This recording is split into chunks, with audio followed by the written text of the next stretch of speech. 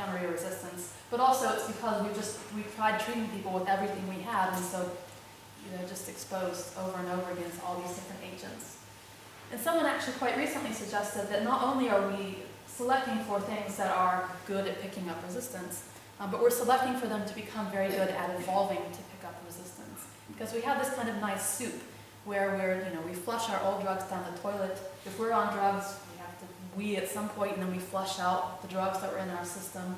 They go into the water and into the soil, in the same place with bacteria and other microbes, in the same place with the genes that have been spat out by those microbes, in the same places the microbes that are resistant for natural reasons because they all live with each other and kind of fight for space in the environment.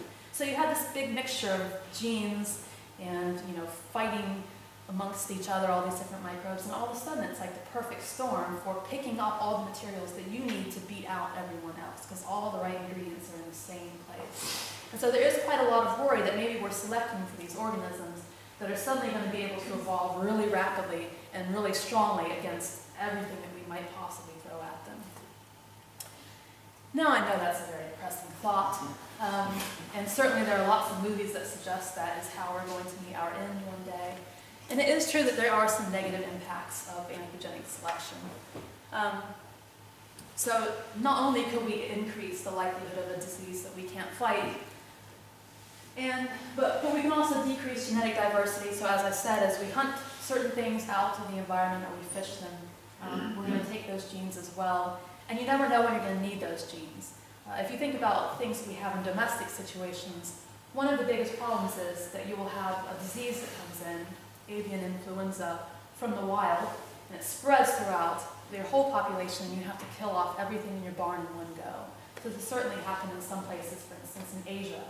And there's a huge scare that one of the reasons that's happening is because we've gotten rid of their immunological diversity, so they can't fight these things off.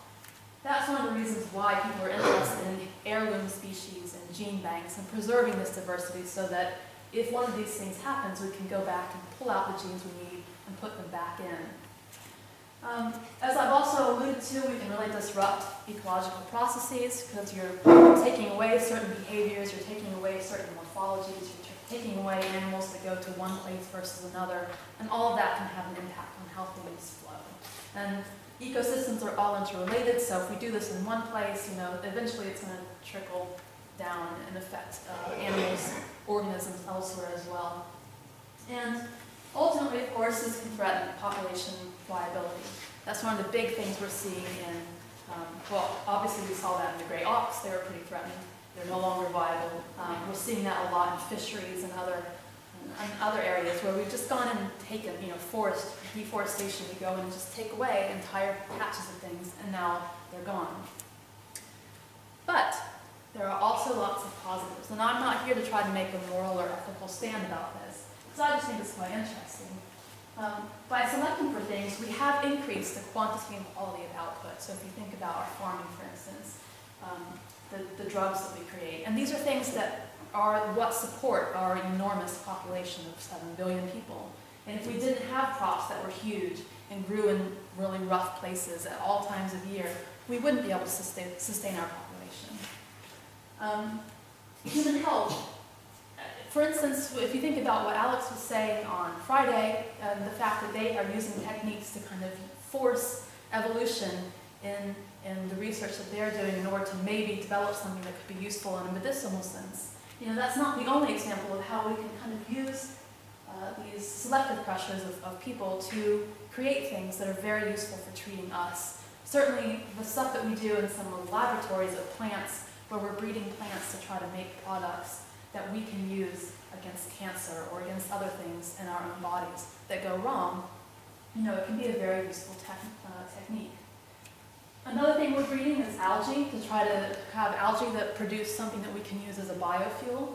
And this is something that could allow us, if we're able to achieve it, to reduce our dependence on things like petroleum and natural gas, which can be very harmful to the environment as we harvest them and also as we then use them.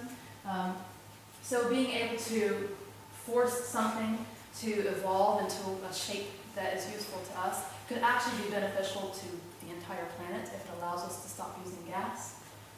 And one of the things that people kind of overlook, and I know this is going to sound kind of heretical, is the fact that by encouraging animals to change, and I don't even mean encouraging directly, but our presence encourages them to change if they want to hang on.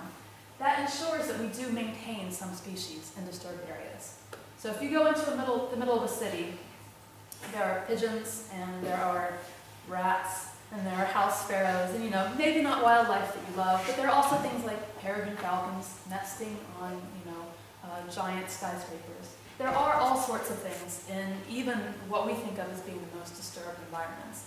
And that is because in some cases they are actually evolving to do better with people. There are all sorts of examples of this, and they have to do with things like hormones and things like behavior, things like timing of reproduction. And because these animals have these adaptations now to people, we can live with them instead of suddenly having environments where we have, it's completely devoid of wildlife. And personally, I would be much happier to live with these kind of adaptable species than to live without any at all. And this has broader implications, and I won't go on forever about these things. But certainly for conservation, it's important to think about the fact that we can act as a selection pressure, because that means that actually some animals and organisms may do things on their own. They may not need us to step in and make a regulation or do some sort of a management thing, because they might actually be on the road themselves. Also that we might go in and try to do things that maybe are counteracting that natural process of adapting to anthropogenic areas. Certainly in a judicial sense, it's quite important if there are chemicals, for instance, that could have a selective pressure that we don't want, that are going to be dangerous, then you want to be able to pass laws that say maybe we shouldn't use these chemicals. Medicinally, if you think about the way that hospitals work, maybe if we understand how we can act as a selective pressure, we could figure out techniques to maybe reduce this kind of bacterial problem that I was discussing. So segregate the way that we house patients. Doctors now, for instance, know they need to use hand wash before they do surgery in order to not introduce infection. And so these things that we learn over time can change the way that we do medicine and maybe prevent certain types of evolution that would be quite dangerous. We've already seen an example of this. Maybe 10 or 15 years ago, it was really popular to have Purell and to use antibacterial soap all the time. Then people realized we were actually fostering these bacteria that were resistant to everything. And so now doctors say, actually just rinse your hands in water or use regular soap. So, little minor policy things like that can have a big difference. And finally, in terms of education, I think this is quite relevant because it is close to home. All of us are involved in these things that I'm talking about, whether directly or indirectly. And I think that with people who don't believe in evolution, if you kind of give them some of these very personal examples and these things that we've seen happen are very well documented, they maybe can be a bit more persuasive than things that happened millions of years ago in the past, because they are so personal and familiar.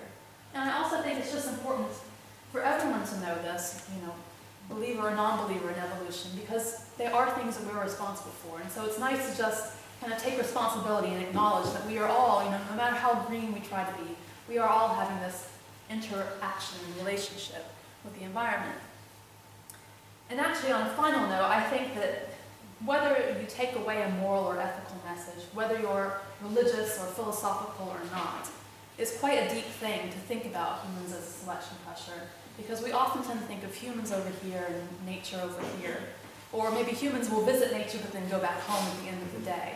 But as a matter of fact, humans and nature are intertwined. And here with all these examples, we can see how the things that we do or don't do have an impact on who's surviving and what they look like and how well they're doing.